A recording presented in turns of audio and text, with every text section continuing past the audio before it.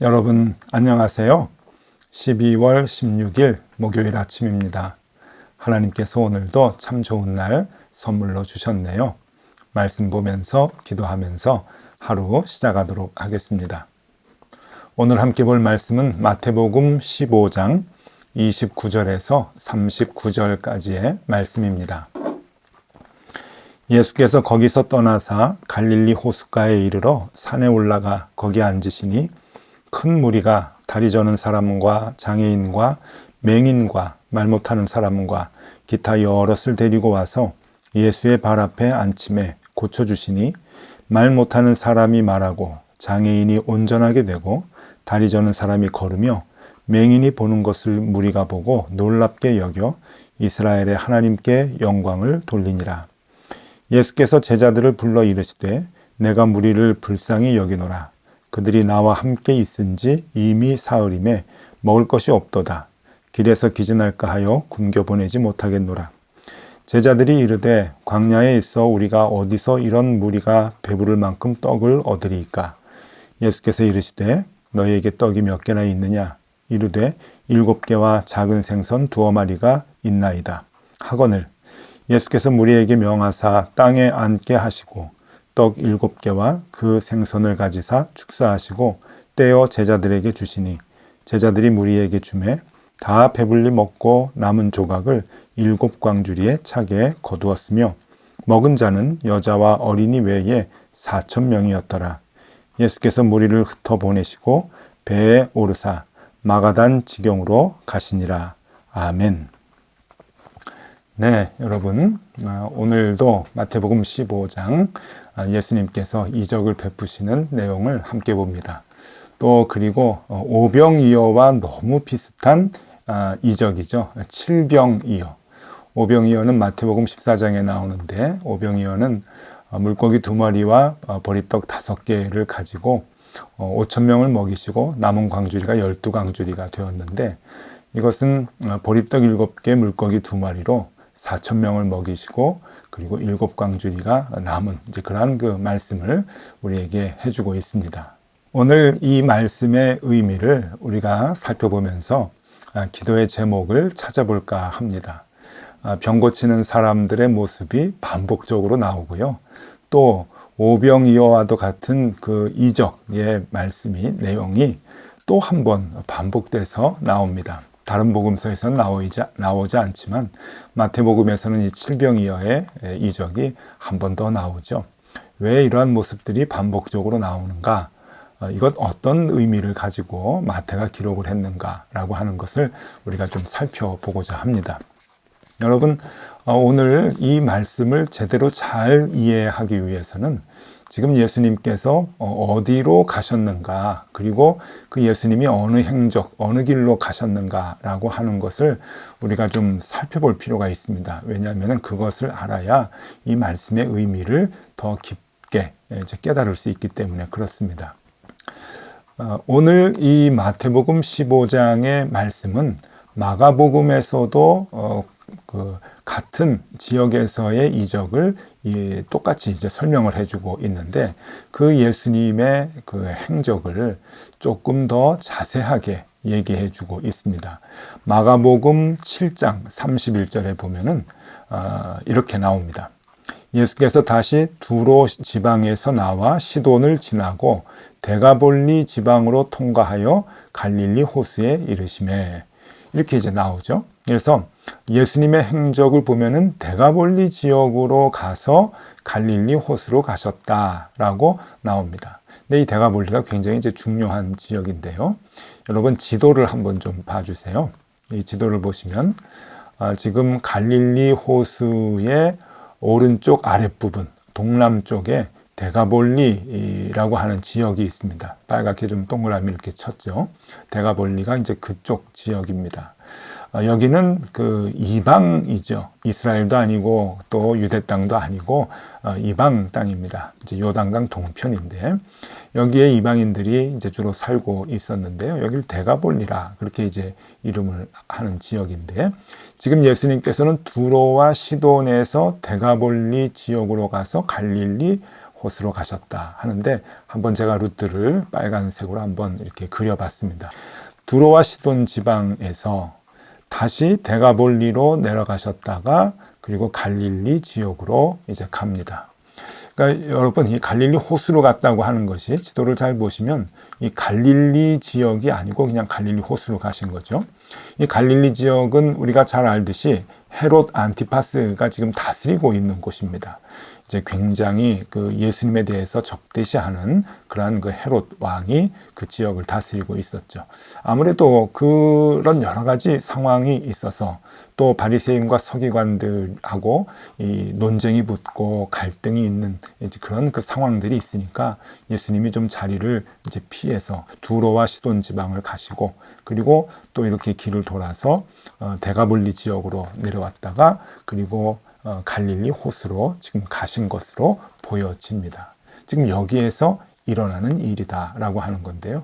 여러분, 이 루트를 잘 기억을 해 주셔야 됩니다. 왜 이 루트를 잘 기억해야 하는가? 그것은 지금 이 이적을 베푸시는 곳이 이방이라고 하는 겁니다. 그러니까 유대인들, 이스라엘 사람들은 같은 인간으로 취급하지 않는 이방인, 적으로 취급하는 이방인, 어제부터 얘기했죠. 두로와 시돈 지방도 그렇게 생각을 하는데, 스로보니게 여인을 예수님께서 그 딸을 고쳐준 것 이상하게 보지 않습니까? 그것과 마찬가지로 지금 이 데가볼리 지역을 지나서 갈릴리 호수에 갔을 때 이 지역 사람들이 많이 모였다. 그것은 이방인들이 모였다고 하는 것입니다. 그 이방인들에게 예수님께서 지금 이적을 베푸시고 계시는 거죠. 많은 사람들이 몰려왔는데 30절 말씀입니다. 큰 무리가 다리 저는 사람과 장애인과 맹인과 말 못하는 사람과 기타 여럿을 데리고 와서 예수의 발 앞에 앉힘에 고쳐주시니. 네, 지금 사람들이 온전하지 못한 병자들을 데리고 와서 예수의 발 앞에 앉혔다. 예수의 발 앞에 앉혔다. 여러분, 옛날 성경을 보면은 예수의 발 앞에 두매, 이제 그렇게 표현을 합니다. 예수의 발 앞에 앉혔을 때 그들이 다 치유되는 것을 지금 보여주고 있으시죠. 31절 말씀입니다. 말 못하는 사람이 말하고 장애인이 온전하게 되고 다리 저는 사람이 걸으며 맹인이 보는 것을 무리가 보고 놀랍게 여겨 이스라엘 하나님께 영광을 돌리니라. 지금 누가 이스라엘 하나님께 영광을 돌립니까? 네, 이방인들입니다. 이방인들이 예수님께 와서 예수님 앞에 앉히고 예수님 발 앞에 앉았을 때 그들이 다 치유를 받아서 온전하게 됐다라고 하는 겁니다. 여러분, 여기에서 보면은요, 그 많은 사람들이 예수님께 데리고 왔을 때 못 걷는 자, 그리고 장애인, 맹인, 말 못하는 자, 그리고 기타 환자들, 모든 환자들을 다 데리고 왔다라고 하는데, 이것은 그 당시에 훼손된 삶을 다 보여주고 있는 것이죠. 온전한 삶을 살지 못하고 상처 입은 자들, 그래서 온전한 생활이 불가능한 훼손된 자들, 그 자들이 예수님 앞에 나와 앉았을 때, 예수님 앞에 섰을 때 그들이 다 온전하게 치유가 되었다라고 하는 겁니다. 근데 여러분, 오늘 중요한 게 있죠. 그 대상이 이방인이라고 하는 겁니다. 이방인. 그리고 그 사람들에게 예수님께서는 칠병이어의 기적을 똑같이 베풀어 주셨습니다. 여러분, 뭔가 소름이 좀 돋지 않습니까? 이스라엘 사람들에게 했던 치유와 이적, 그 이적 중에서도 대표적인 오병이어의 이적을 이방인들에게도 똑같이 재현하셨다고 하는 겁니다. 모든 병을 고쳐주시고 칠병이어의 이 기적으로 그 사람들을 먹이시고, 그리고 그 사람들을 축복해 주시는, 온전케 해주시는 그런 그 예수님의 모습. 예, 하나님의 사랑과 하나님의 구원의 범위는 한계가 없다라고 하는 것을 다시금 우리에게 얘기해 주고 있는 거죠. 마태는 지금 유대인들에게 그것을 보여주는 것입니다. 왜 똑같은 기적과 비슷한 기적을 반복해서 얘기해 주는가?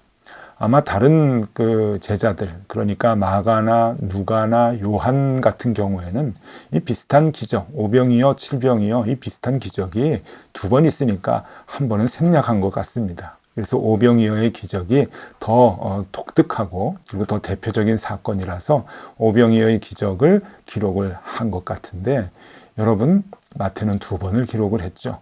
똑같은 것이 반복이 됩니다. 그런데 대상이 다릅니다. 한 번은 갈릴리에 살아가는 이스라엘 사람들, 또 한 번은 대가볼리 쪽에서 그 호수에 있는, 가까이에 있는 이방인들. 그래서 똑같이 하나님의 사랑과 하나님의 은혜가 베풀어지게 된다. 사랑과 구원의 범위는 그것이 한계가 없다라고 하는 것을 우리에게 보여주고 있는 것입니다. 그런데 여러분, 단 조건이 있죠. 그 조건이 무엇입니까? 예수님 앞에 나아갈 때입니다. 온전하지 못한 훼손된 삶, 그렇지만 그 상처받은 삶이 예수님 앞에 나아가 앉을 때, 예수님 앞에 나아가 앉는다는 것이 뭡니까? 예수님께 모든 것을 내어 맡길 때라고 하는 의미겠죠. 그 예수님께 우리의 삶을 내어 맡길 때 주님께서 그 믿음을 보시고 그 훼손된 삶을 온전하게 해주신다라고 하는 겁니다. 왜 그럴까요? 그것은 예수님께서 창조주 하나님이시기 때문에 그렇습니다. 예수님께서 창조주 하나님이시기 때문에 우리를 만들어주신 분이죠. 그러니까 우리의 훼손된 삶이 온전하게 되기 위해서는 예수 그리스도 앞에 나아가 앉는 일밖에는 없습니다. 치유의 방법이 없습니다. 온전해지는 방법이 없죠. 근데 그 대상은 유대인뿐만이 아니고 이 세상에 있는 모든 사람들이라고 하는 겁니다. 누구나 예수님 앞에 나아가면 그 훼손된 삶이 치유받고 온전하게 된다라고 하는 그 메시지인 것이죠. 여러분, 마가복음 2장에 보면은 아주 재미있는 기적이 나옵니다. 그 기적의 장면은 중풍병자가 친구들에 의해서 들것에 매여가지고 예수님 앞에 가려고 하는데 사람이 너무 많아가지고 집 안에 들어갈 수가 없었죠. 그때 우리가 잘 알고 있죠. 지붕에 올라가서 지붕을 뜯어서 그 침상을 그 줄에 매달아가지고 내렸습니다. 예수님께서 그 믿음을 보시고 중풍병자를 일어나게 하셨죠. 고쳐주셨습니다. 거기에서 보면은 아주 중요한 표현이 나옵니다. 마가복음 2장 3절에 보면은 이렇게 기록이 되어져 있어요. 사람들이 한 중풍병자를 네 사람에게 메워가지고 예수께로 올세. 네, 예수께로 왔다라고 하는 겁니다. 중풍병자가 병을 낫기 위해서 가장 중요한 것은 예수께로 왔다라고 하는 것이죠. 삭개오가 구원을 받기 위해서 가장 먼저 한 일은 예수님을 보기 위해서 뽕나무로 올라간 것이죠. 그것이 중요하죠. 자, 마가복음 2장 4절에 그 뒤에 바로 이렇게 나옵니다. 무리들 때문에 예수께 데려갈 수 없으므로 그 계신 곳에 지붕을 뜯어 구멍을 내고 중풍병자가 누운 상을 달아내리니. 달아내렸다. 뭘 의미합니까? 오늘 본문의 말씀과도 똑같죠. 예수님 앞에 가서 앉게 했다라고 하는 겁니다. 예수의 발 앞에 앉히니. 훼손된 삶은 언제 회복이 되는가? 여러분, 예수의 발 앞에 앉을 때, 예수의 발 앞에 앉을 때 우리의 상처나고 모나고 그리고 엉망이 된 우리의 삶, 그래서 정상적인 삶을 영위해 나가기 힘들 정도로 그렇게 힘든 삶, 그 삶을 하나님께서는 치유해 주시고 온전케 해 주신다라고 하는 겁니다. 여러분, 구약에서 이사야 선지자는 우리가 주님 앞에 나아갈 때, 우리가 예수님 앞에 나아갈 때 온전하게 되는 그 모습을 이렇게 표현을 했습니다. 이사야서 35장 5절과 6절의 말씀인데요. 그때 맹인의 눈이 밝을 것이며 못 듣는 사람의 귀가 열릴 것이며 그때 저는 자는 사슴같이 뛸 것이며 말 못하는 자의 혀는 노래하리니 이는 광야에서 물이 솟겠고 사막에서 시내가 흐를 것임이라. 네, 우리가 온전하게 하나님의 창조의 손길로 다시금 훼손 입은 우리의 인생이 온전하게 되는 것을 이렇게 표현을 해주고 있습니다.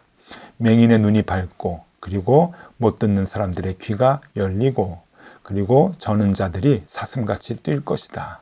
말 못하는 자들이 그 혀로 노래할 것이다. 여러분, 오늘 이 마태복음 15장에 있는 이 이적의 말씀이 그대로 이 이사야의 예언의 말씀이죠. 근데 한 가지 더 붙입니다. 그것은 예수님을 만나면 이 광야에서 물이 솟고, 그리고 사막에서 시내가 흐를 것이다. 이것은 훼손된 삶이 온전하게 회복이 된다라고 하는 것을 우리에게 얘기해 주고 있는 것이죠. 사막에 물이 흐르고, 그리고 광야에서 물이 솟고, 그래서 다시금 아름답고 비옥한 그러한 그 땅이 된다고 하는 것, 회복과 소생을 얘기해 주고 있는 것입니다. 네, 여러분, 오늘 마태복음 15장 우리가 함께 봤습니다. 왜 똑같은 내용이 또 반복될까? 이적과 기적 베푸는 내용도 똑같고, 오병이어 칠병이어 기적도 너무 비슷한데 이게 뭘까? 네, 대상이 다르다고 하는 겁니다. 이스라엘 사람들에게 했던 것과 이방인들에게 했던 것을 두 번 반복해서 얘기해 줍니다. 여러분, 하나님은 우리 모두를 사랑하십니다. 이스라엘 사람과 이방인 구분하지 않으십니다. 서양 사람과 한국인 구분하지 않습니다. 여러분, 우리가 누구라도 상처 입은 자 회복되기 위해서 필요한 게 무엇인가? 그것은 예수님 앞에 나아가 앉는 겁니다. 예수님께 우리의 모든 것을 내어 맡기는 것이죠. 주님, 나는 할 수 없습니다. 주님께 내 삶을 맡깁니다. 라고 하는 의미겠죠. 그 방법밖에는 없습니다. 그럴 때 상처 입고 훼손된 우리의 삶을 주님께서 감싸주시고 온전케 해주시고 회복해 해주실 것입니다. 그 대상은 범위가 없습니다. 누구나 주님 앞에 나아가는 자를 주님께서 치유해 주신다. 여러분, 오늘 이 말씀이 우리에게 큰 힘이 됩니다. 힘들고 어려운 생활 가운데 계신 분들 계실 텐데, 여러분, 주님 앞에 나아가 앉는 것 늘 게을리하지 마시고요. 언제나 주님께 모든 것을 믿고 내어 맡기는 저와 여러분들이 되실 수 있기를 바랍니다. 기도하겠습니다. 주님, 상처 입고 훼손되어 하루하루 삶이 너무나 힘든 우리들입니다. 언제나 주님 앞에 나아가 주님께 모든 것을 내어 맡기게 하여 주옵소서. 주님 앞에 나아가 앉아있는 것이 우리의 늘 습관이 되게 하여 주옵소서. 예수 그리스도 이름으로 기도드리옵나이다. 아멘. 네, 함께 기도하시겠습니다.